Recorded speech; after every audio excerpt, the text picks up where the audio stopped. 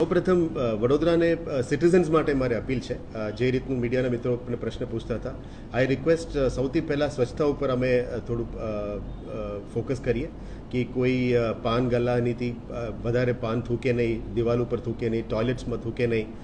એટલે થોડું જરૂરત પડે તો કડક પગલાઓ પણ લઈશું જેથી કરીને સિટીની સ્વચ્છતા સારી રીતે જાળવી શકે. સેકન્ડ પ્રાયોરિટી જે પોટહોલ્સની રોડ્સની આપણે કહેતા હતા એ ઘણા બધા સિટીઝન્સની પણ કદાચ ફીડબેક છે, એટલે વી will try two do the best જેટલા પોસિબલ અને શક્ય ખરું અમે વી will try two do the restoration of rods. And third is the drainage problems, એટલે ડ્રેનેજ ઉપર અને જેટલું પાણી નિકાલ કરવાનું છે. મને કહેવામાં આવ્યું છે કે ગાયકવાડ વખતનું જૂના ડ્રેનેજ સિસ્ટમ્સ બહુ સક્રિય છે, એને કેવી રીતે પુનર્જીવિત કરી શકે એના ઉપર જ કામ કરીશું. આઈ એમ નોટ ટેલિંગ અમે તોડીને બધું નવા બનાવીશું, પણ how do we activate those existing systems. જે તે વખતનું અહીંનું જે જનસંખ્યા હતી એના કરતાં 10 ગુણા વધી ગયું હશે, એટલે આના પ્રમાણે જે સિસ્ટમ્સ એક્ટિવેટ કરવાનું છે. જેટલા મારા ટેન્યોર રહેશે આના ઉપર પણ ફોકસ કરીશું.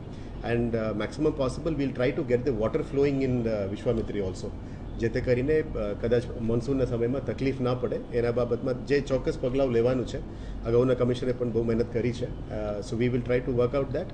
એન્ડ આપ તમામ મીડિયા મિત્રોને પણ અપીલ કરું છું કે અમે સાથ આપજો, જેથી કરીને અમે સાથે મળીને વડોદરાને જનતાને સાથે રાખીને એમની માન સન્માન આપીને એમની જે ઇનપુટ્સને ધ્યાને લઈને અમે આગળ કામગીરી કરવાનો હું પ્રયત્ન કરીશ. આપ લોકોનું પણ સપોર્ટ માટે બહુ બહુ ધન્યવાદ. Thank you.